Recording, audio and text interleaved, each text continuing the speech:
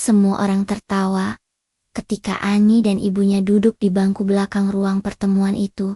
Tawa yang dingin, merendahkan, dan seolah menghakimi, hanya karena mereka datang mengenakan sandal jepit dan baju yang mulai pudar warnanya. Di hadapan ratusan orang tua murid dan guru, kepala sekolah bahkan menyindir mereka tanpa menyebut nama, membuat Ani menunduk, menahan tangis, sementara ibunya menggenggam tangan putrinya erat-erat, tapi tak satu pun berdiri membela mereka. Tak satu pun menegur penghinaan itu. Apakah martabat seorang anak begitu murahnya hanya karena ia lahir dari keluarga petani miskin? Dan dari sinilah semuanya bermula. Sebelum kita lanjut ceritanya, jangan lupa untuk subscribe, like, dan tulis amin di kolom komentar, agar kita semua selalu dalam lindungan Allah Subhanahu wa Ta'ala, diberikan kesehatan, serta dijauhkan dari segala mara bahaya. Tonton video ini sampai habis, karena ada pesan menyentuh yang sayang banget kalau dilewatkan, dan akhir cerita yang sangat tak terduga. Sekarang, yuk kita lanjut ceritanya. Matahari belum sepenuhnya muncul, tapi langit kampung sudah mulai menguning lembut. Kabut tipis masih menyelimuti tanah, menyapa embun yang belum sempat menguap. Di antara suara ayam berkokok dan dedaunan yang saling bersentuhan, ditiup angin. Paji, suara langkah kecil terdengar di jalan setapak yang mengarah ke kota. Itulah langkah Ani, gadis kecil berambut ikal, yang selalu mengikat rambutnya dengan pita biru. Satu-satunya pita yang ia miliki sejak kelas 2 sekolah dasar. Sekarang, ia sudah duduk di bangku kelas 9, dan pita itu masih setia menemaninya, meski warnanya mulai pudar dan benangnya terurai di sana-sini. Ani berjalan menyusuri pematang sawah, mengenakan seragam sekolah yang telah 3 kali ditambal ibunya. Warna putihnya sudah tak sebening dulu, dan rok biru tuanya tampak lusuh. Tetapi Ani tetap melangkah dengan semangat. Di kakinya, sepasang sepatu kanvas yang solnya mulai terkelupas, hasil pemberian dari tetangga satu RT, yang dulu pernah kerja di KOTA.ia. Tahu betul, tidak semua orang bisa paham dengan kehidupannya. Tapi Ani tak pernah meminta dikasihani. Setiap pagi, ia bangun lebih awal dari siapapun di rumah, memanaskan air di tungku kecil, membantu ibunya menumbuk bumbu, mencuci piring, lalu baru bersiap sekolah. Ia tidak punya kendaraan, tidak juga sepeda. Satu-satunya kendaraan yang ia andalkan adalah kedua kakinya dan doa. Jarak dari rumah ke sekolah lebih dari 3 kilo. Itu setara dengan hampir 1 jam jalan kaki. Tapi Ani tidak pernah mengeluh, bahkan saat hujan deras mengguyur dan lumpur mengotori ujung roknya. Ani tetap melangkah. Ia percaya, satu-satunya cara untuk mengubah nasib keluarganya adalah lewat pendidikan. Namun, tidak semua orang di sekolah menyambut semangatnya dengan tangan terbuka. Sesampainya di gerbang sekolah, suara tawat mentemonia menyambut. Tapi bukan tawa hangat, melainkan tawa mengejek. Salah satu dari mereka, gadis bernama Della, menutup hidungnya sambil berbisik pada temannya. Namun cukup keras, agar Ani bisa dengar. Wah, parfum lumpur, pagi-pagi. Merek kampung ya. Tawa pun meledak di antara mereka. Ani tersenyum kecil, menunduk, dan melangkah masuk ke kelas. Ia tidak membalas.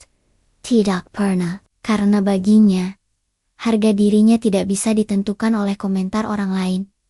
Namun, di dalam kelas pun keadaannya tak lebih baik.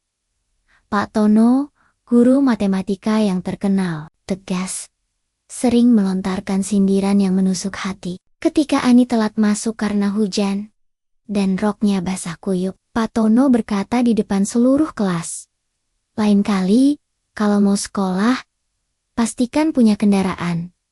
Ya, ini sekolah, bukan tempat pengungsian." Seketika kelas tergelak, Ani menunduk, matanya berkaca-kaca.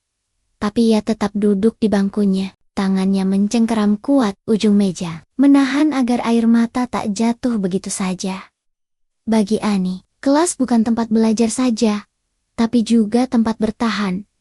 Wali kilas Nia, Bu Ika, meskipun tak pernah menyindir secara terang-terangan, seringkali membeda-bedakan perlakuan. Ketika Ani mengangkat tangan menjawab soal, Bu Ika lebih memilih menunjuk siswa lain. Ketika Ani membawa nilai sempurna dari tugas rumah, pujian itu hanya dilayangkan dengan anggukan dingin.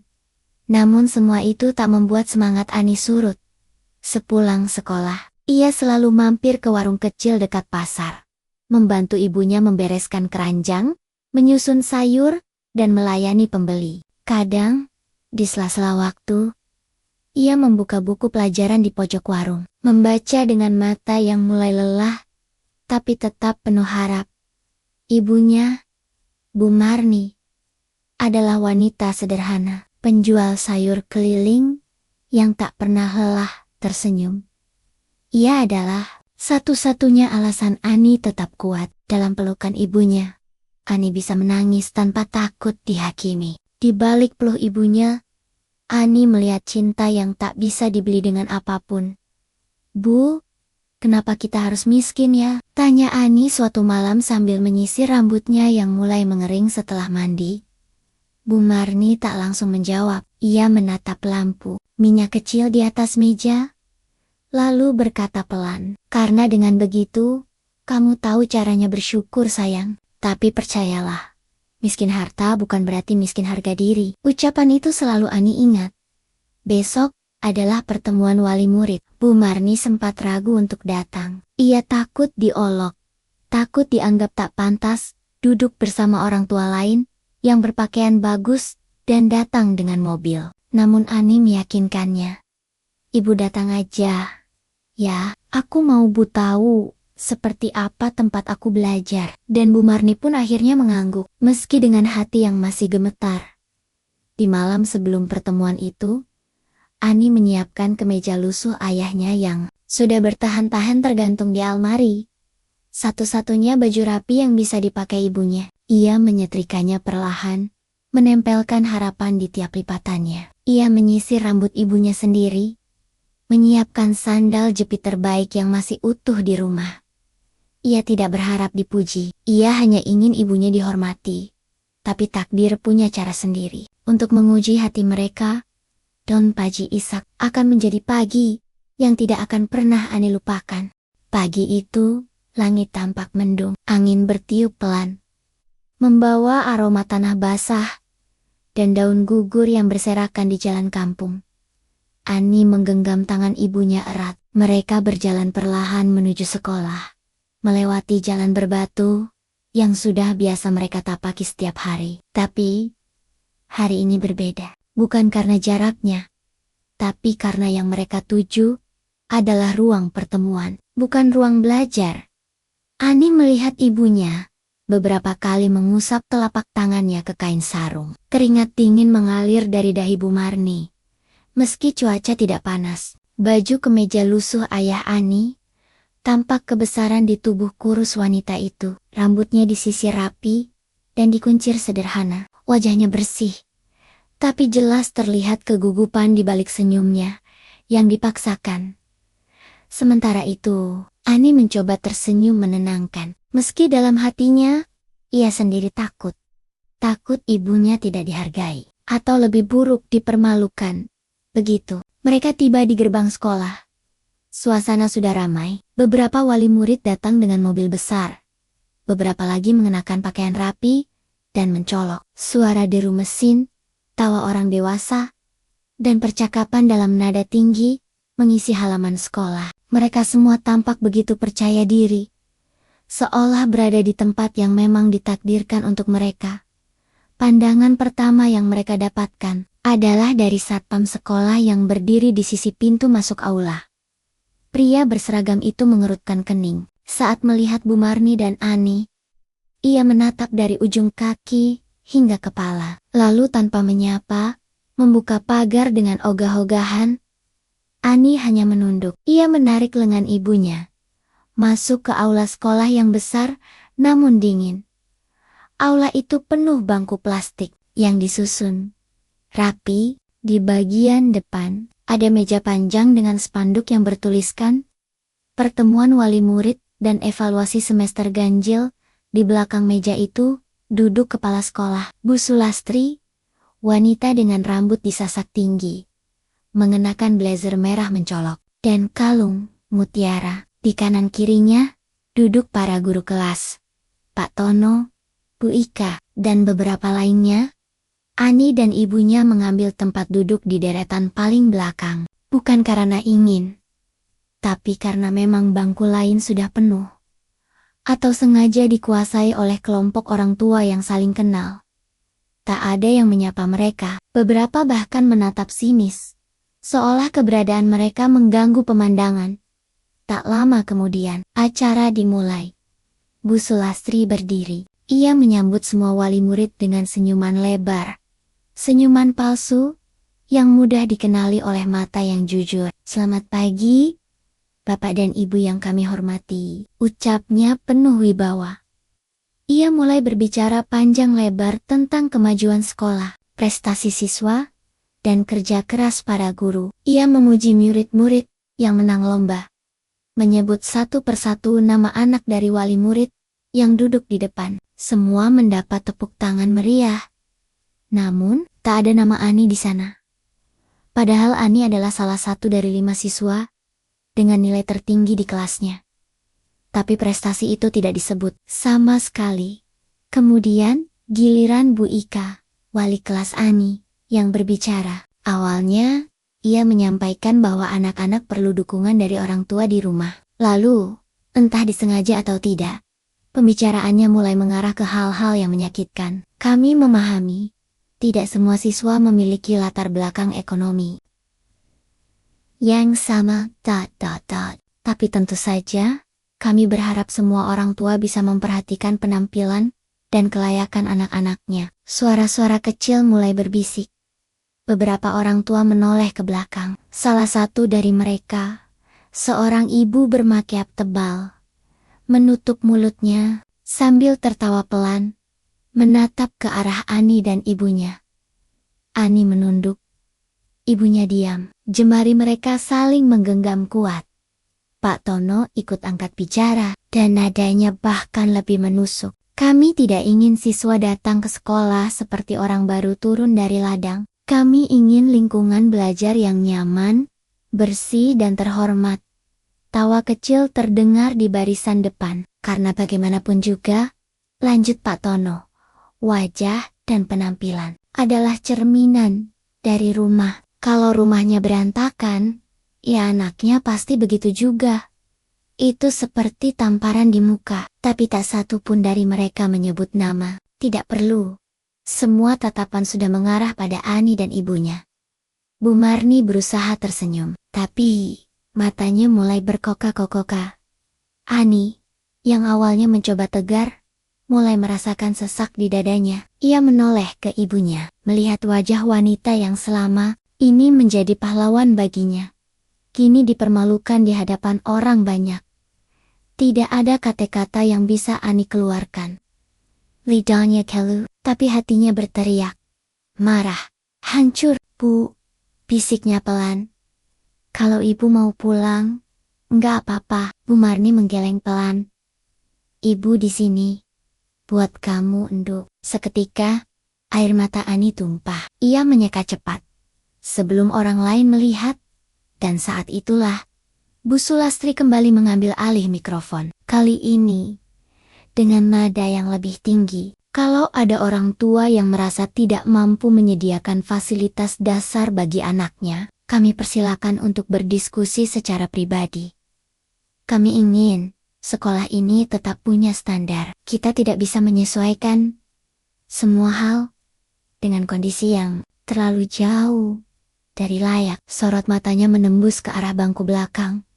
Kelas itu, ruang pertemuan itu, bukan lagi tempat edukasi, tapi panggung penghinaan. Hening, suasana menegang. Ani menoleh ke pintu keluar. Ingin sekali ia bangkit, membawa ibunya pergi dari tempat itu. Tapi langkahnya tertahan oleh suara sepatu yang menginjak lantai aula. Tok, tok, tok. Suara itu terdengar berat, penuh wibawa. Kepala semua orang menoleh ke arah pintu. Seorang pria berdiri di sana. Tubuhnya tegap, rambutnya tersisir rapi. Ia mengenakan kemeja hitam dan celana panjang sederhana. Tapi bukan itu yang membuat semua orang tiba-tiba terdiam, melainkan aura yang memancar darinya. Bu Sulastri menegang. Pak, Tono mengerjap cepat. Bu Ika tampak pucat. Ani menoleh dan matanya membelalak. Itu, ayahnya. Waktu seakan berhenti ketika pria itu melangkah masuk ke aula sekolah. Langkah-langkahnya tak tergesa, namun setiap derapnya terdengar jelas. Seolah lantai aula tahu siapa yang sedang berjalan di atasnya. Pria itu tak banyak bicara. Pandanya tajam. Matanya menatap ke seluruh ruangan dengan ketenangan yang justru menekan dada semua orang. Bu Sulastri berdiri setengah berjinjit, wajahnya memucat. Ibnu, gumamnya, nyaris tak terdengar. Pak Tono menggigit bibir bawahnya. Dan beberapa guru saling pandang. Wajah mereka berubah dari angkuh menjadi gugup, bahkan takut. Ani, yang masih memegang tangan ibunya, mendongak penuh kebingungan. Bu, bisiknya. Itu ayah. Bu Marni hanya mengangguk kecil. Seperti baru saja melepaskan beban yang telah ia pikul bertahun-tahun. Matanya basah, tapi bukan karena malu, melainkan karena waktu akhirnya menjawab. Pria itu, ayah Ani, berdiri di tengga aula. Hanya beberapa langkah dari deretan bangku para guru. Saya mendengar ada pertemuan orang tua murid hari ini. Ucapnya pelan, namun tegas. Suara itu langsung memenuhi ruangan. Tenang, tapi punya getaran yang menghantam dada semua yang mendengar. Saya minta maaf, baru bisa datang sekarang. Tak ada satu pun yang menyahut. Semua orang terdiam, bahkan suara anak kecil yang menangis di luar pun tak terdengar. Hanya detak jam dinding yang menyuarakan detik demi detik, yang terasa begitu lama. Ayah Ani menoleh ke arah istrinya dan Ani. Ani. Sini, nak. Ani perlahan berdiri. Ia menggandeng ibunya dan berjalan menuju ayahnya. Suasana aula masih hening. Semua mata mengikuti gerak mereka.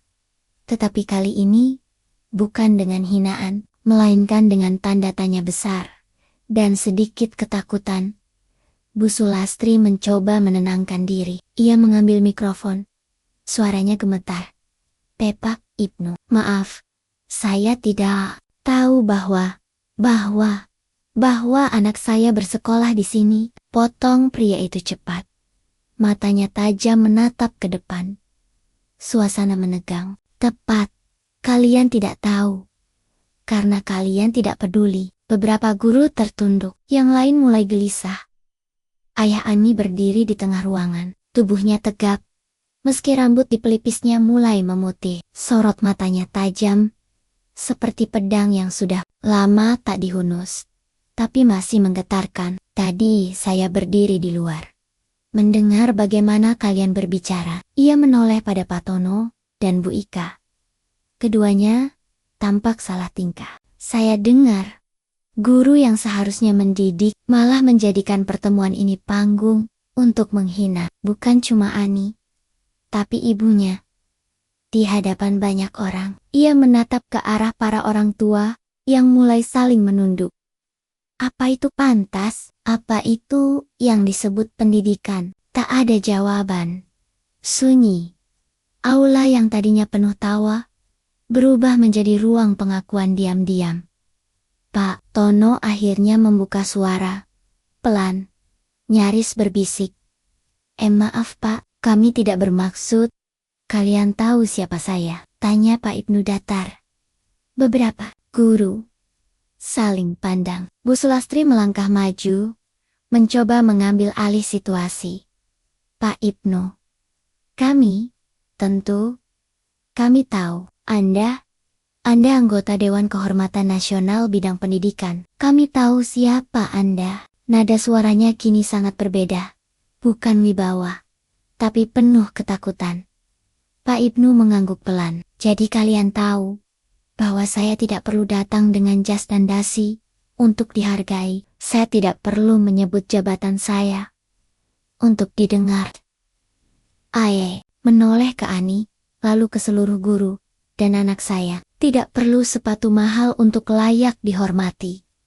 Tepuk tangan terdengar dari satu sudut aula. Seorang bapak tua mengenakan kemeja kumal berdiri dan menepuk tangan pelan, lalu semakin keras. Disusul beberapa wali murid lain. Tangisan kecil terdengar dari belakang ruangan. Kepala Bu Sulastri menunduk, tubuhnya gemetar. Pak Tono menyeka keringat di dahi.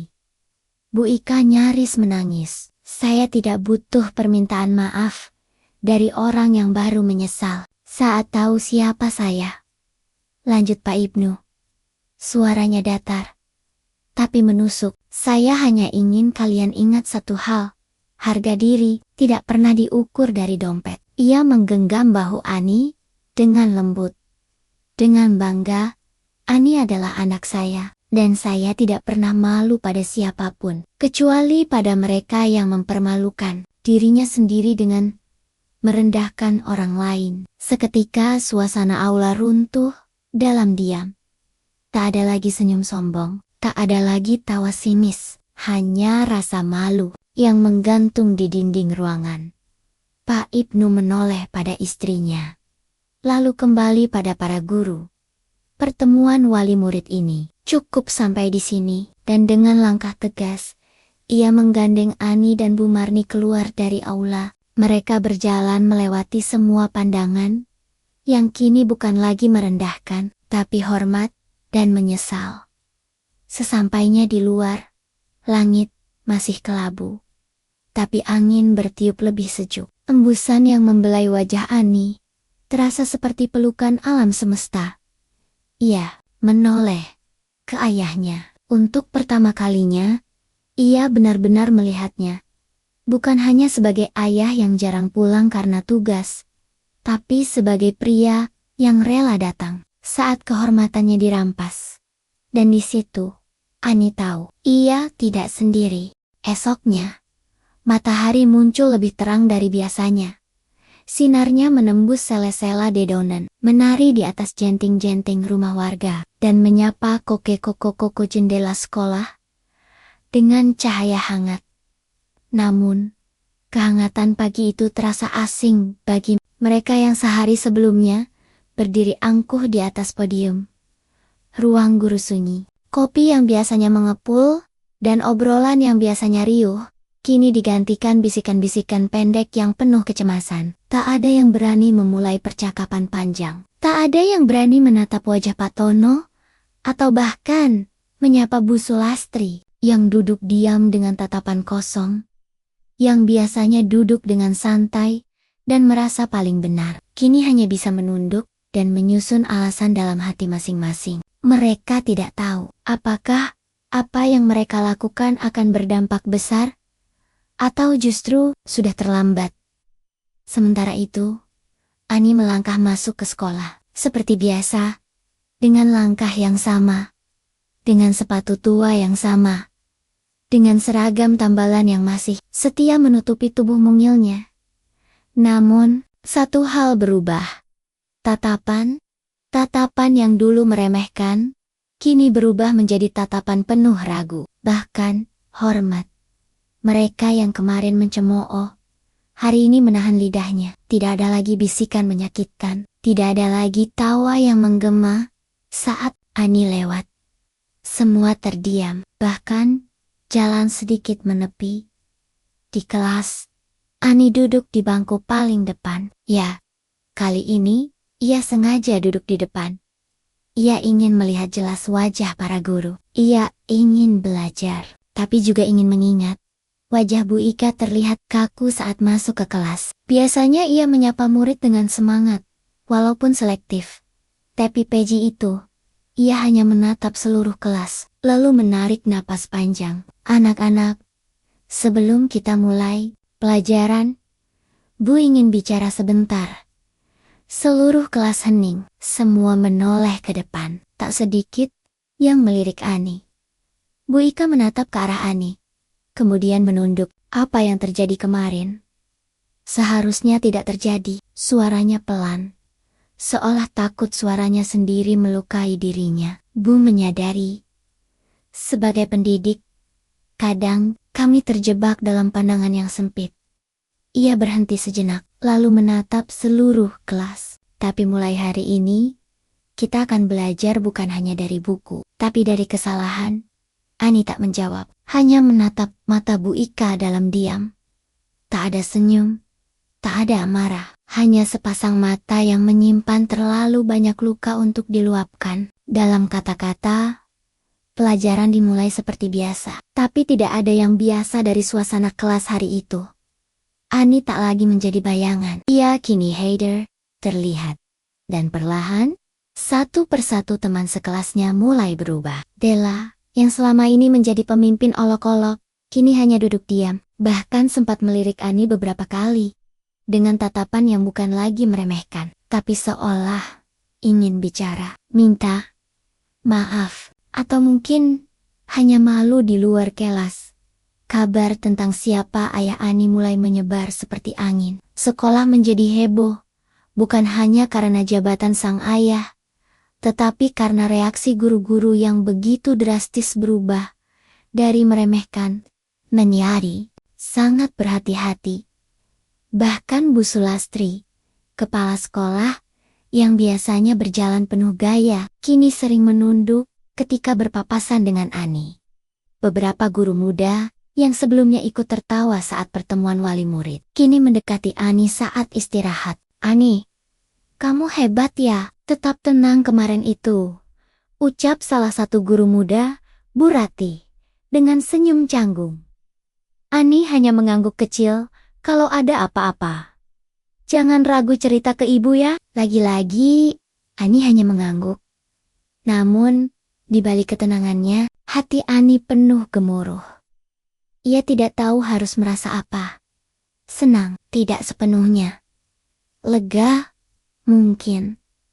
Tapi yang paling terasa adalah getir. Karena perubahan itu terjadi, bukan karena kesadaran, tapi karena ketakutan. Dan Ani tahu, tidak semua rasa hormat berasal dari niat yang tulus. Saat pulang sekolah, Ani berjalan beriringan dengan ibunya, seperti biasa. Melewati jalan kecil, yang penuh bebatuan. Tapi langkah mereka kali ini terasa lebih ringan. Bu Marni melirik putrinya. Kamu baik-baik saja, Nduk? Ani mengangguk. Aku nggak marah, Bu. Tapi aku belum bisa maafkan. Kalimat itu membuat langkah Bu Marni terhenti. Ia menatap wajah putrinya yang sudah terlalu dewasa untuk seusianya. Kamu nggak harus memaafkan sekarang, tapi jangan biarkan luka itu menumbuhkan kebencian. Karena kita nggak pernah tahu siapa yang akan berubah karena melihat keberanianmu. Ani menatap ibunya, lalu memeluk erat. Di tengah jalan setapak, di bawah matahari yang mulai turun perlahan, mereka tidak punya banyak hal, tapi mereka punya satu sama lain. Dan sekarang, mereka punya suara. Hari-hari setelah pertemuan wali murid itu, menjadi hari yang aneh bagi Ani. Semua terasa seperti dunia terbalik. Orang-orang yang dulu menghindarinya kini berlomba-lomba menyapanya lebih dulu. Guru-guru yang biasanya menatapnya dengan sebelah mata kini tersenyum lebar setiap kali ia lewat. Bahkan menawarkan bantuan yang tak pernah ia minta. Tapi, semua itu tak membuat hati Ani tenang. Ada yang mengganggu, ada luka yang tak bisa dihapus, hanya dengan senyum palsu dan sikap manis mendadak. Kata-kata yang dulu dilontarkan seperti anak panah itu masih tertancap di dalam hatinya. Luka itu tidak berdarah, tapi terasa perih setiap kali ia mengingatnya. Dan pagi itu, Bu Sulastri mengumumkan bahwa akan ada rapat lanjutan untuk mengevaluasi pertemuan wali murid sebelumnya. Kabar itu menyebar cepat. beberapa guru saling berbisik. Beberapa orang tua kembali diundang, tapi kali ini undangan itu datang bukan sebagai formalitas biasa, melainkan sebagai bentuk pertanggungjawaban. Dan yang paling mencengangkan, Ayah Ani akan hadir kembali. Berita itu membuat ruang guru makin kaku. Bu Sulastri memanggil semua guru dalam rapat tertutup. Tak ada senyum, tak ada basa-basi. Kita harus minta maaf secara resmi. Suara Bu Sulastri tegas, namun bibirnya bergetar. Ini bukan lagi tentang reputasi sekolah semata. Ini tentang rasa bersalah yang sudah membusuk terlalu lama, dan akhirnya terungkap dengan cara yang sangat memalukan. Di rumah, Ani melihat ibunya menyetrika satu-satunya baju putih yang mereka miliki. Baju yang dulu dipakai ketika menghadiri pengajian kampung. "Ibu, mau ikut?" tanya Ani lembut. Bu Marni tersenyum, meski terlihat lelah. "Iya, Endu. Kali ini, Ibu ingin lihat langsung, apakah mereka benar-benar berubah atau hanya berpura-pura." Ani mengangguk pelan. Ia tahu ibunya bukan pendendam, tapi juga bukan wanita yang mudah dibohongi.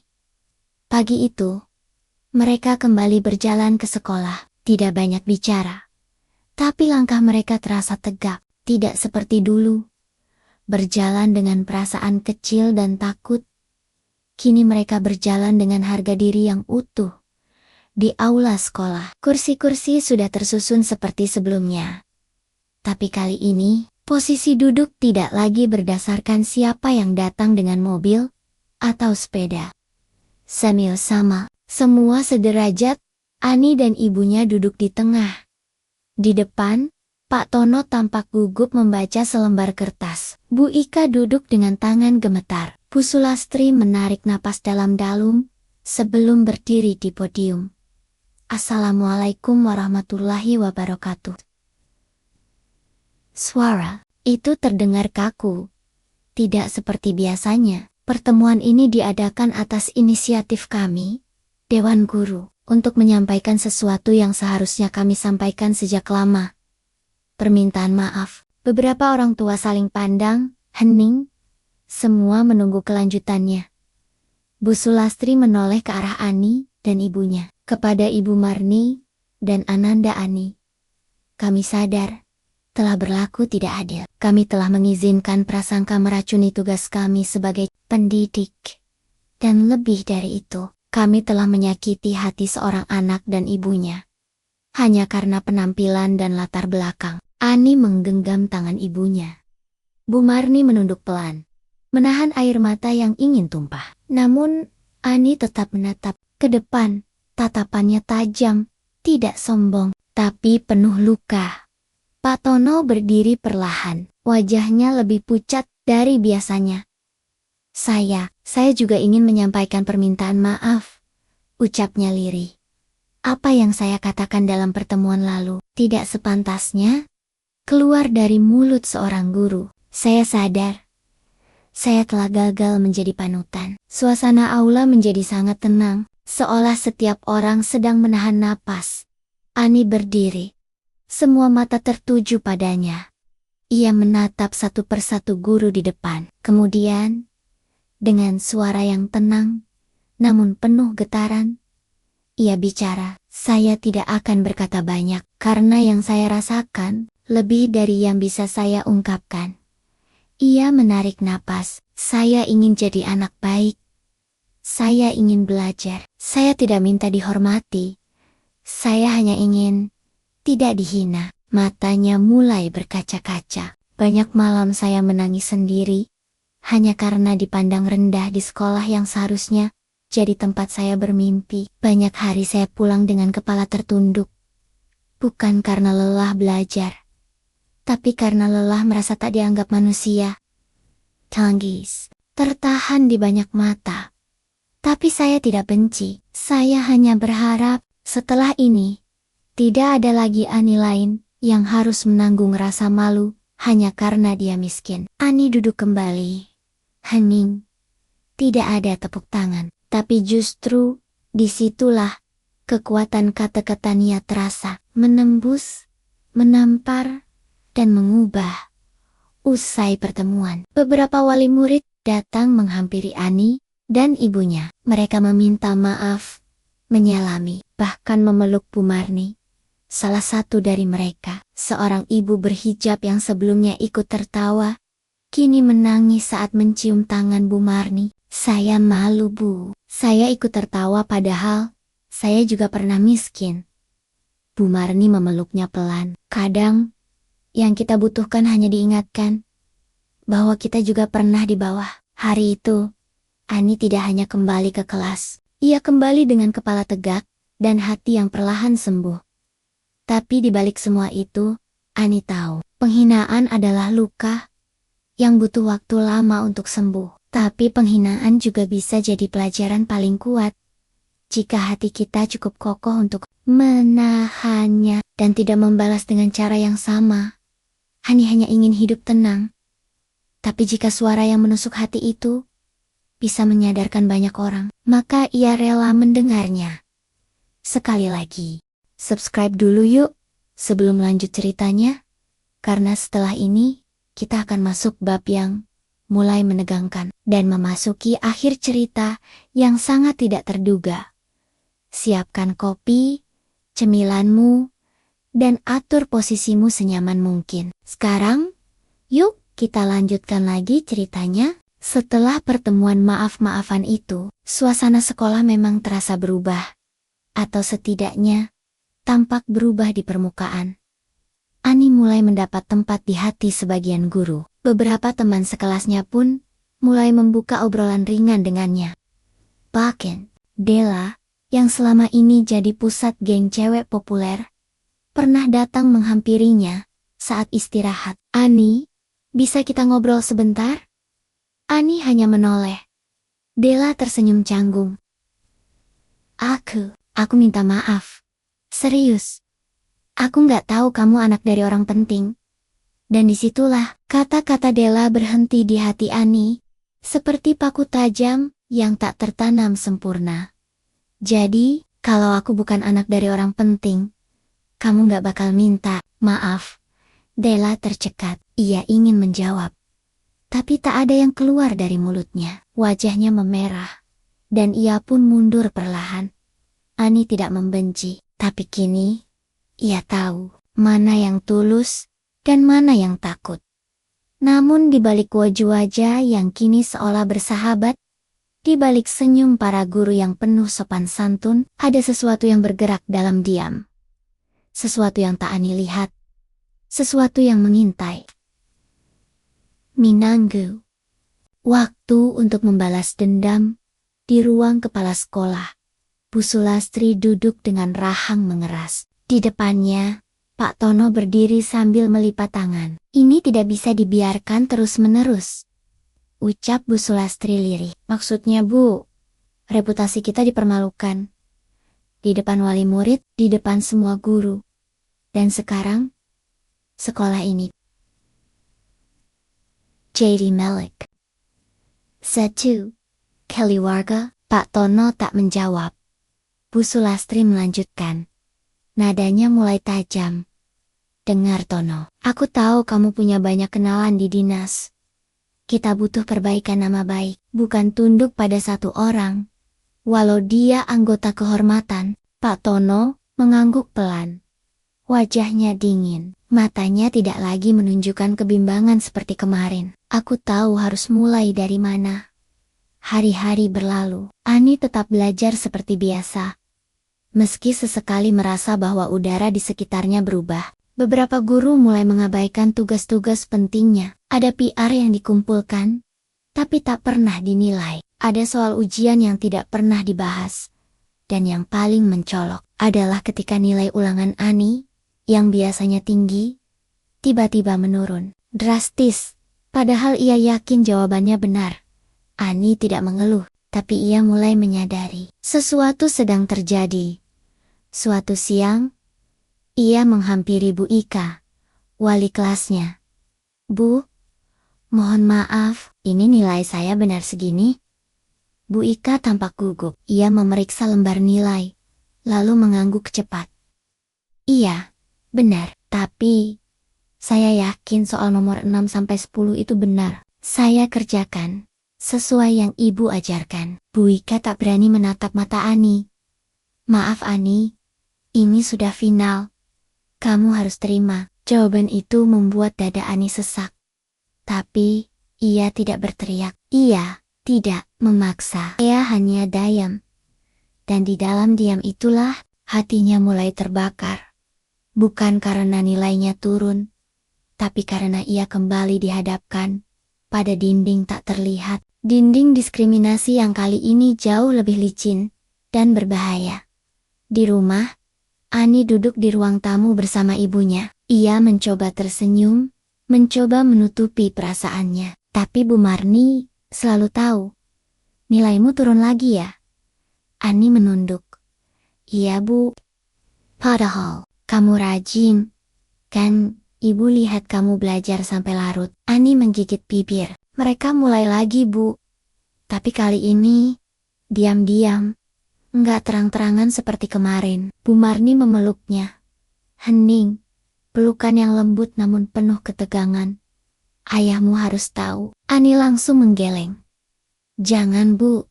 Kalau ayah tahu, semuanya akan meledak. Tapi yang tidak Ani tahu adalah ayahnya sudah tahu. Dan diam. Ayahnya adalah diam yang sedang membangun sesuatu. Beberapa hari kemudian, ayah Ani, Pak Ibnu, datang ke sekolah. Namun kali ini, tanpa pemberitahuan, tanpa seragam, tanpa pernyataan resmi. Ia hanya berdiri di depan kelas Ani, mengetuk pintu pelan. Permisi. Saya ingin bicara sebentar. Bu Ika yang mengajar saat itu, tampak terkejut, tapi ia tak punya pilihan, selain membiarkan pria itu masuk. Ani menatap ayahnya dengan bingung. Pak Ibnu tidak bicara pada Bu Ika. Ia langsung menatap murid-murid. Boleh saya tanya satu hal? Murid-murid mengangguk pelan. Jika seseorang diperlakukan buruk hanya karena miskin, apakah itu adil? Murid-murid saling menatap. Tidak berani menjawab. Jika teman kalian dihina, lalu saat ayahnya datang, barulah dia dihargai. Apakah itu hormat? Atau takut? Sunyi. Hanya suara kipas angin tua yang terdengar berdengung. Ani menggenggam kuat pinggiran meja. Pak Ibnu tersenyum kecil. Saya tidak ingin kalian menghormati anak saya, karena saya ayahnya. Tapi saya ingin kalian belajar bahwa orang hebat tidak lahir dari baju bagus atau rumah mewah. Ia menatap seluruh kelas. Orang hebat lahir dari keberanian, dan siapapun bisa jadi hebat, asal hatinya tidak kotor. Setelah itu, ia keluar, tanpa berkata apapun pada Bu Ika. Dan sejak saat itu, semua menjadi lebih tegang. 2 hari kemudian, surat datang ke rumah Ani. Surat dari sekolah. Isinya singkat. Diberitahukan bahwa Ananda Ani akan dipindahkan ke kelas lain atas dasar penyesuaian akademik dan pembinaan karakter. Ani membaca berulang kali. Tangannya gemetar. Pembinaan karakter, ia berlari ke dalam rumah. Menunjukkan surat itu kepada ibunya. Bu Marni membaca pelan. Lalu duduk terdiam. Ini bukan surat pindah biasa, Endu. Ani tahu, ini bukan sekadar pemindahan. Ini adalah penyingkiran. Tapi kenapa? Apa salahnya? Karena ia berkata jujur? Karena ia membela diri? Atau karena mereka tak tahan melihat seorang anak miskin yang tidak bisa lagi diinjak-injak? Di malam itu, Ani berdiri di halaman, menatap bintang-bintang yang berserakan di langit kampung. Hatinya terbakar. Tapi ia tidak ingin membalas dengan amarah. Ia ingin melawan dengan kebenaran. Karena, jika dunia ini terus diam, maka suara kecil pun harus berani berteriak. Malam itu, hujan turun lebat, petir menyambar langit. Menyibak awan hitam yang menggantung, seperti beban dendam di langit. Tapi di dalam rumah sederhana di tepi sawah, seorang ayah menatap surat yang dikirim sekolah dengan wajah tenang. Surat itu sudah dibaca berulang-ulang Kata-katanya singkat tapi tajam, seolah melemparkan Ani keluar dari lingkaran. Bukan karena kesalahannya, tapi karena keberaniannya. Pak Ibnu menghela napas panjang. Ia menatap istrinya yang duduk di sisi meja, menggenggam tangan Ani yang masih gemetar. Mata Ani sembab, bukan karena takut, tapi karena tak bisa mengerti mengapa sekolah yang seharusnya menjadi tempat ia bertumbuh, justru menjadikannya sasaran dendam. Diam-diam, aku akan ke sekolah besok, kata Pak Ibnu. Akhirnya, Bu Marni menoleh cepat. Mas, kamu yakin? Kali ini bukan sebagai orang tua. Ani menatap ayahnya. Pandangan itu menyimpan rasa penasaran, juga harapan yang mulai pudar.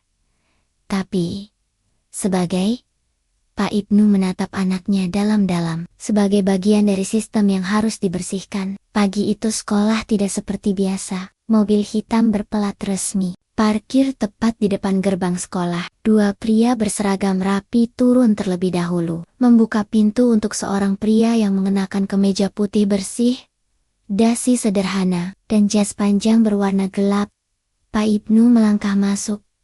Satpam yang biasanya berdiri dengan santai, kini menegang dan buru-buru menandok. Selamat pagi, Pak. Pak Ibnu tidak menjawab. Ia hanya berjalan lurus ke arah ruang kepala sekolah, diikuti dua ajudannya yang membawa berkas. Di dalam ruang kepala sekolah, Bu Sulastri langsung berdiri dari kursinya saat pintu dibuka. Pak Ibnu, kami tidak tahu bahwa... Diam.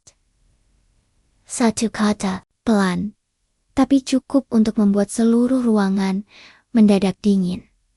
Saya kesini bukan sebagai wali murid, tapi sebagai inspektur khusus dari Dewan Etika Pendidikan Nasional. Bu Sulastri membatu. Wajahnya langsung kehilangan warna. Pak Tonoyong baru saja datang terlambat, mematung di ambang pintu saat mendengar kata-kata itu. Beberapa guru lain mulai berdatangan, ingin tahu keributan apa yang terjadi. Pak Ibnu menatap semua orang dengan tajam. Saya datang karena laporan anak saya, tapi yang saya temukan jauh lebih besar dari yang ia alami. Sistem yang rusak, mental yang kotor, dan cara-cara kotor untuk menyingkirkan siswa yang tidak bisa kalian rendahkan. Ia melemparkan salinan surat pemindahan kelas Ani ke meja. Siapa yang menulis ini? Bu Sulastri membuka mulutnya pelan. Itu keputusan bersama. Kami ingin menempatkan Ani di lingkungan yang lebih cocok. Lebih cocok? Pak Ibnu mengangkat alis. Suaranya kini keras, tegas. Atau kalian ingin menyingkirkannya dari pusat perhatian? Karena kalian takut-takut terlihat buruk jika anak petani mengungguli anak pejabat. Semua terdiam. Sekolah ini mendapat akreditasi A karena laporan akademik dan moral yang kalian buat. Tapi saya telah meninjau ulang nilai-nilai murid di 5 kelas. Ada pemalsuan. Ada nilai yang dimanipulasi. Dan bukan hanya pada Ani. Pak Tono menelan ludah. Bahkan dana BOS ditemukan penggunaan yang tak sesuai. Bu Sulastri limbung. Ia menjatuhkan tubuh ke kursi. Wajahnya pucat pasi. Pak Ibnu menunjuk ke papan pengumuman di ruang guru. Kalian mencetak visi, mendidik dengan hati, membina dengan akhlak. Tapi di baliknya, kalian membuat akhlak dikalahkan oleh gengsi, harga diri dikalahkan oleh kekuasaan. Suasana ruang guru kacau. Beberapa guru menangis, yang lain tertunduk dalam. Hari ini, saya tidak akan bicara banyak. Tapi saya akan mulai audit dan rotasi staf. Akan ada pemeriksaan menyeluruh. Dan yang terbukti terlibat dalam pelanggaran etika, akan ditindak. Pak Tono mengangkat tangan.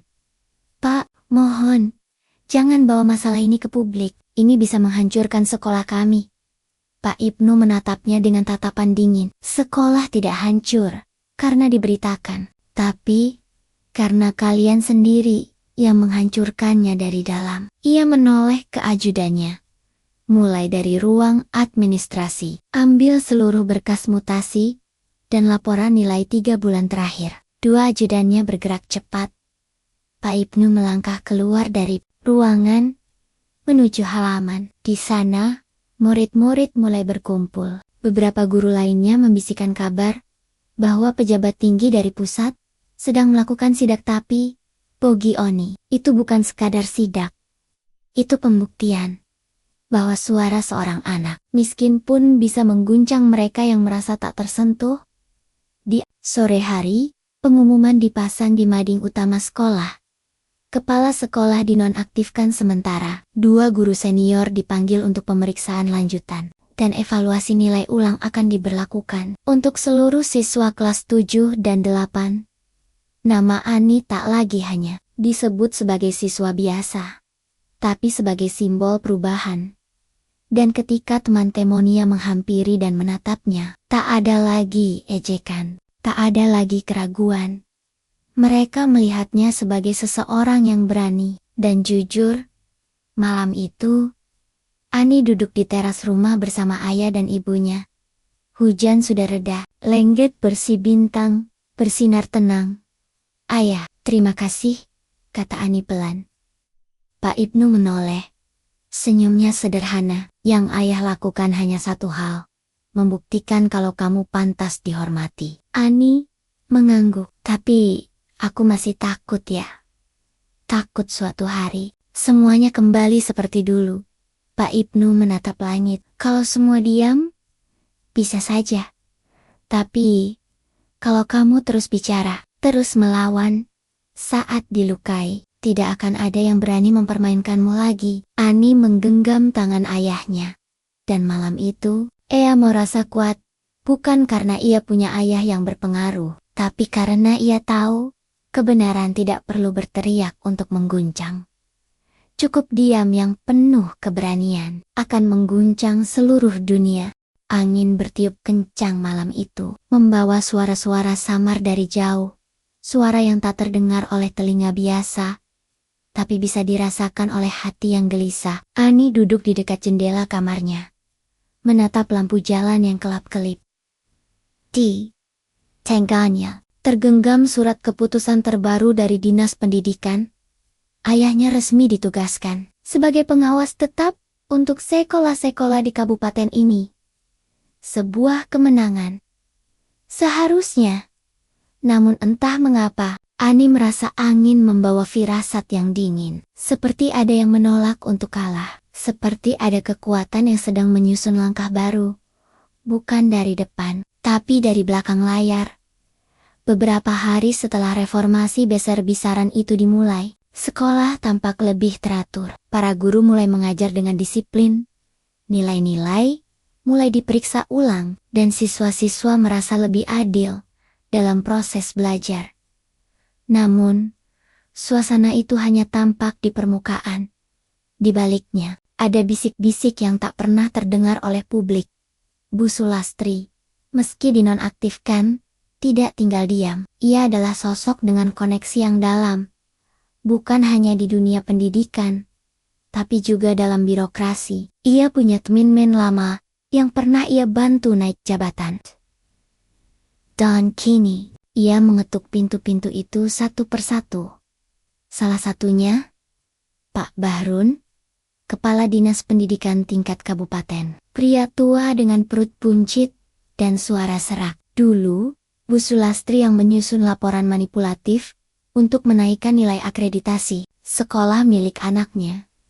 Mereka punya sejarah dan utang budi.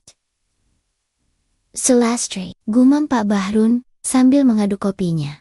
"Kamu bukan orang baru, tapi sekarang kamu minta aku hadapi si Ibnu yang dari pusat. Gila kamu." Bu Sulastri menatapnya tajam. "Daya, bukan dewa. Dia cuma manusia, dan dia kelewat batas. Sekolah ini bukan panggung buat keluarganya. Lalu kamu mau apa? Turunkan dia? Pindahkan? Cari kesalahan prosedur. Aku tahu banyak titik lemahnya dan kamu tahu, kalau dia terus di sini, kamu juga kena." Pak Bahrun menghela napas berat, tapi tidak menolak. Dunia mereka adalah dunia penuh pertukaran. jasa dibalas jabatan, kesalahan ditutupi hubungan dan dari sana, tangan-tangan yang tak terlihat mulai bekerja. Di rumah Ani, Pak Ibnu baru saja selesai menandatangani berkas laporan bulanan. Wajahnya lelah, tapi matanya tetap fokus. Ia tahu pekerjaannya telah mengguncang banyak kepentingan, tapi ia tidak menyangka bahwa serangan balik akan datang secepat ini. Malam itu, sebuah mobil hitam tanpa plat resmi berhenti di depan rumah. 3 pria berpakaian rapi turun. Salah satunya membawa map merah. Pak Ibnu menemui mereka di teras. "Maaf Pak Ibnu, kami diminta menyampaikan surat evaluasi internal. Anda dinilai melanggar beberapa prosedur etik dalam proses audit Sekolah Negeri 5. Pak Ibnu menatap mereka satu persatu. "Siapa pengirimnya?" "Langsung dari Dinas Pendidikan Kabupaten." Pak Ibnu tak tersenyum. Ia menerima surat itu, membukanya perlahan. Isinya, tuduhan penyalahgunaan wewenang, pemaksaan audit, dan dugaan benturan kepentingan karena anaknya bersekolah di tempat yang dia awasi. Sebuah skenario yang disusun rapi, licik, tapi tidak bodoh. Setelah mereka pergi, Bu Marni keluar dari dapur. "Ada apa, Mas?" Pak Ibnu menyerahkan surat itu. Ia duduk, menyandarkan tubuhnya. Tatapannya menembus atap. Mereka mulai bergerak dari atas. Ani yang menguping dari balik pintu, menutup mulutnya ropet-ropet. Keesokan harinya, isu itu langsung menyebar. Beberapa guru yang tadinya mendukung diam-diam, mulai menarik diri. Mereka takut, beberapa bahkan mulai menghapus postingan tentang perubahan di sekolah.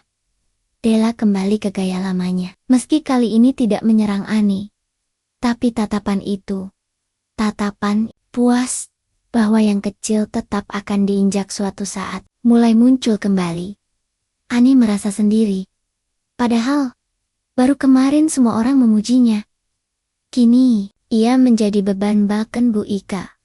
Wali kelasnya yang sempat meminta maaf, kini mulai kembali bersikap dingin. "Maaf Ani, saya tidak bisa ikut tanda tangan pengajuan nilai ulangmu. Saya ditekan." Tekanan itu bukan hanya dari atasan tapi juga dari rasa takut kehilangan posisi.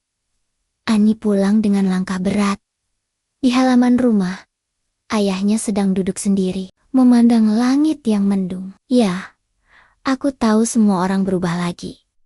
Tapi kenapa mereka begitu?" Pak Ibnu menarik napas panjang, karena kebenaran adalah ancaman bagi orang yang hidup dari kepalsuan. Ani duduk di samping ayahnya, menatap tangannya yang mulai gemetar. Bukan karena lelah, tapi karena kecewa. "Aku bisa mundur Ani. Tapi kalau ayah mundur, siapa yang akan lawan mereka?" Ani menatap ayahnya lama. "Kalau ayah pergi, aku akan tetap berdiri." Dan kalimat itu membuat hati Pak Ibnu bergetar. Malam itu, surat kedua datang. Isinya lebih tajam.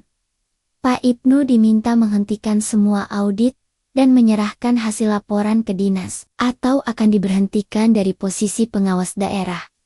Tangan-tangan yang tak terlihat mulai menusuk lebih dalam. Mereka tak menyerang Ani secara langsung, tapi mereka tahu, jatuhkan ayahnya, maka Ani akan runtuh. Tapi mereka salah. Karena kali ini, Ani tidak diam. Keesokan paginya, Ani menulis surat terbuka. Ia fotokopi sendiri. Di warung dekat pasar, 100 lembar. Ia bagikan pada siswa, guru, dan bahkan tukang kantin. Isinya sederhana. Kalau seseorang dihukum karena mengatakan yang benar, maka bukan dia yang bersalah, tapi dunia yang membiarkan itu terjadi. "Saya adalah Ani, anak dari petani. Dan saya tidak akan diam." Beberapa siswa membaca surat itu dengan mata terbelalak. Guru-guru mulai membisikkan isi surat ke ruang guru. Foto surat itu masuk ke grup WhatsApp wali murid. Dan seperti api kecil yang menjilat ranting kering, semuanya mulai terbakar. Pagi itu, Matahari belum sepenuhnya naik. Namun sekolah negeri 5 sudah dipenuhi bisik-bisik. Siswa-siswa saling memperlihatkan lembaran kertas yang mereka pegang. Kertas berisi tulisan Ani, surat terbuka, yang kini menyebar lebih cepat daripada nilai ulangan yang dibagikan. Beberapa guru memandangnya dengan gelisah. Ini sudah masuk ke ranah yang tidak bisa kita kontrol, gumam Bu Ika kepada Pak Tono. Pak Tono hanya menatap jendela. Mulutnya terkunci rapat. Ia tahu, perlawanan Ani bukan lagi milik pribadi.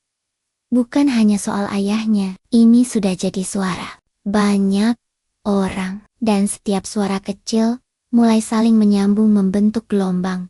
Dan gelombang itu tak bisa dihentikan dengan tangan yang dulu terbiasa membungkam di kantin. Para siswa mengelilingi Ani. Mereka tak hanya membaca suratnya, mereka menandatanganinya. Mereka menuliskan pesan dukungan di belakang kertas. Aku juga pernah diperlakukan tidak adil, Ani. Tapi aku diam. Sekarang aku tidak akan diam lagi. Rian, kelas 8 kamu, mewakili suara kami yang tidak punya siapa-siapa. Tapi kamu berani. Terima kasih. Sinta, kelas 7 beberapa guru muda ikut menandatangani. Bahkan Pak Haris, guru matematika yang selama ini bungkam, diam-diam datang ke kelas Ani dan meletakkan sepucuk surat di mejanya. Hanya satu kalimat. Yang kamu lakukan benar. Jangan takut.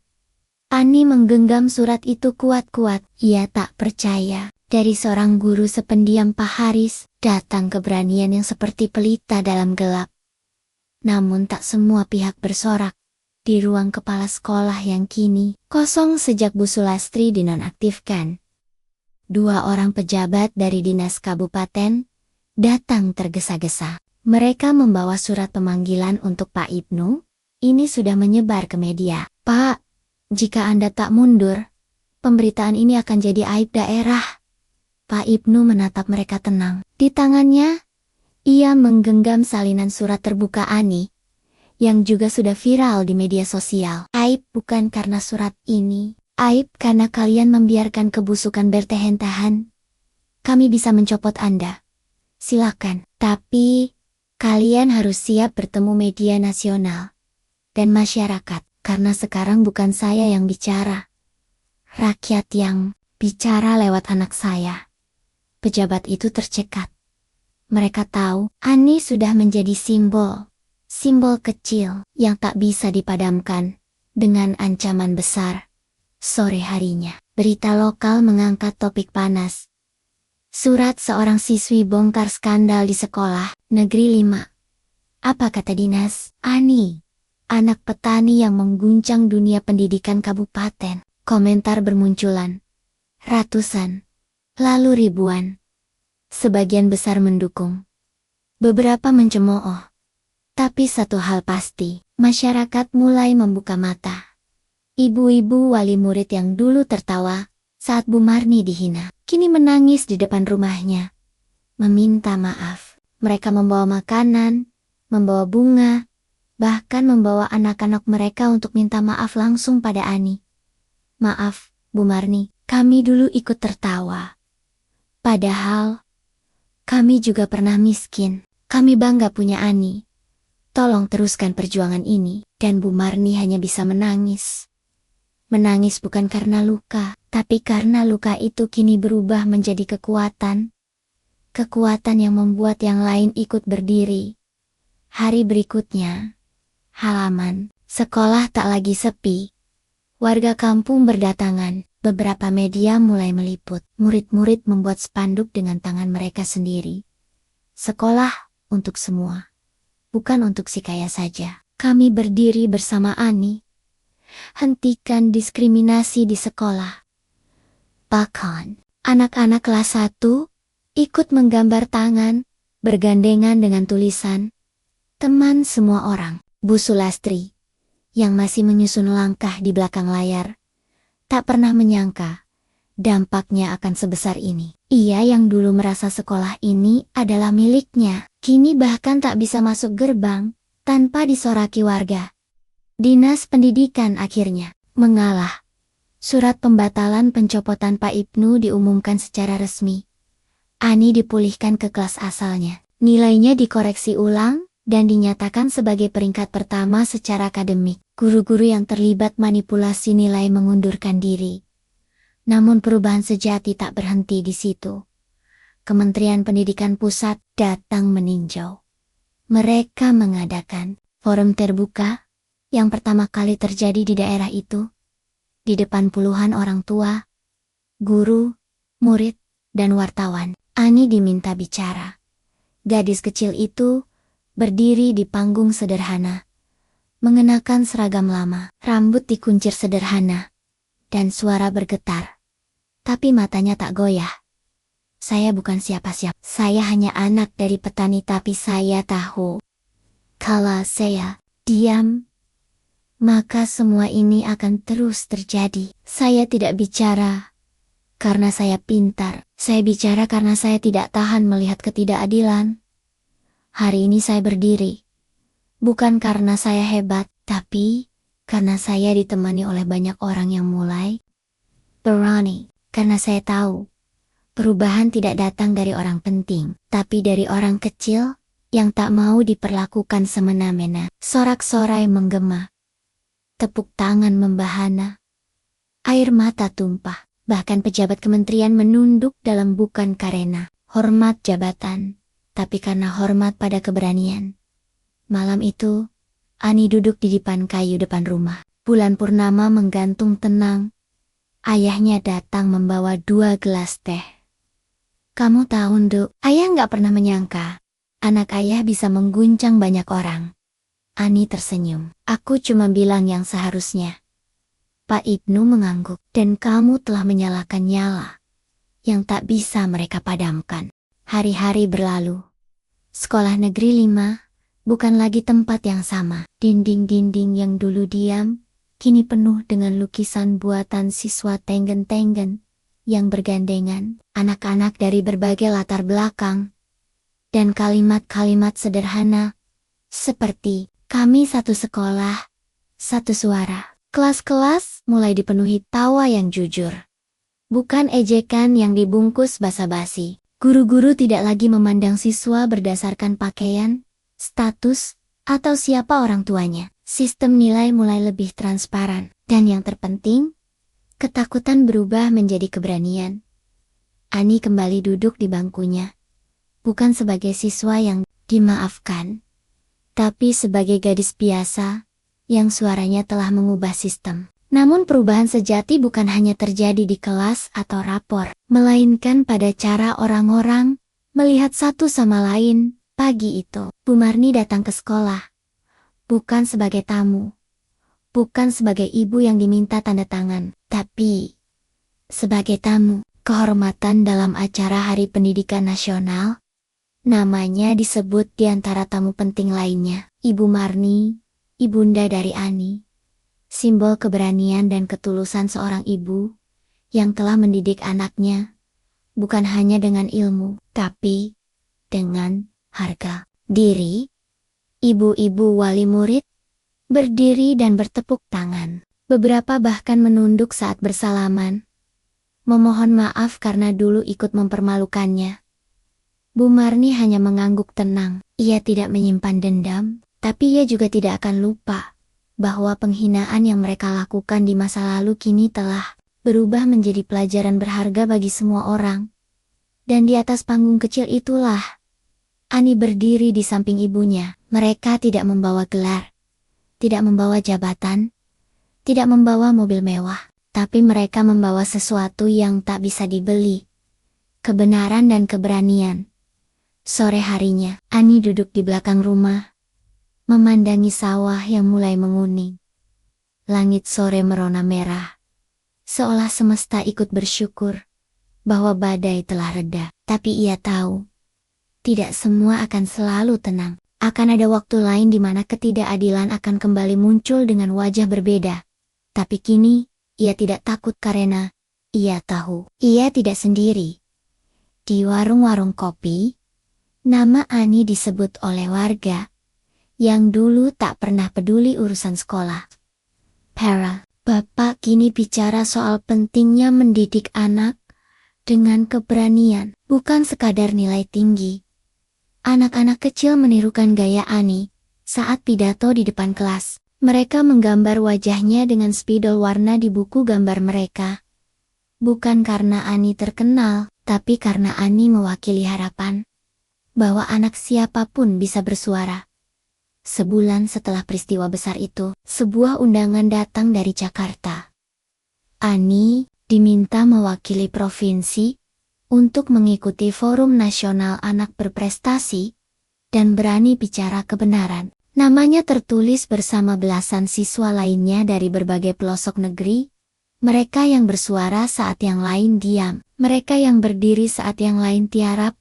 Bu Marni menangis saat mendengar kabar itu. Ia mencium kening Ani dan berkata dengan suara bergetar, "Kamu dulu hanya anak kecil yang belajar di tikar sambil menyalakan pelita, tapi sekarang kamu yang jadi pelita buat banyak anak kecil lain di negeri ini." Pak Ibnu menepuk bahu Ani. Lembut tapi penuh kebanggaan. Perubahan sejati datang dari hati yang luka, tapi tidak menyerah. Hari keberangkatan pun tiba. Stasiun ramai. Orang-orang datang bukan hanya untuk mengantar, tapi untuk melihat sosok kecil yang telah membuat mereka berani bermimpi kembali. Ani mengenakan baju sederhana, membawa ransel lusuh yang masih dijahit oleh ibunya sendiri, namun langkahnya mantap. Saat kereta mulai bergerak, Ani menoleh ke arah kerumunan. Ia melihat para guru yang kini tersenyum jujur. Ia melihat teman sekolahnya yang menggenggam poster kecil bertuliskan, "Kami bangga jadi temanmu." Ia melihat ayah dan ibunya yang berdiri dengan tangan saling menggenggam, mata mereka penuh harap dan doa. Dan untuk pertama kalinya, Ani melihat langit itu terbuka sepenuhnya. Bukan langit untuk orang kaya saja. Bukan langit untuk mereka yang punya koneksi. Tapi langit yang kini bisa dipijak oleh siapapun yang berani bermimpi dan tidak diam saat dihina. Langit itu milik semua anak, termasuk Ani, termasuk mereka yang pernah diremehkan termasuk kita. Terima kasih buat kalian yang setia mendengarkan cerita ini sampai akhir. Komen amin, agar kita semua dilancarkan rezekinya oleh Allah. Jangan lupa juga untuk share ke grup keluarga, grup alumni, agar mereka juga terinspirasi dari cerita ini. Sampai jumpa di lain waktu. Selamat beraktivitas kembali.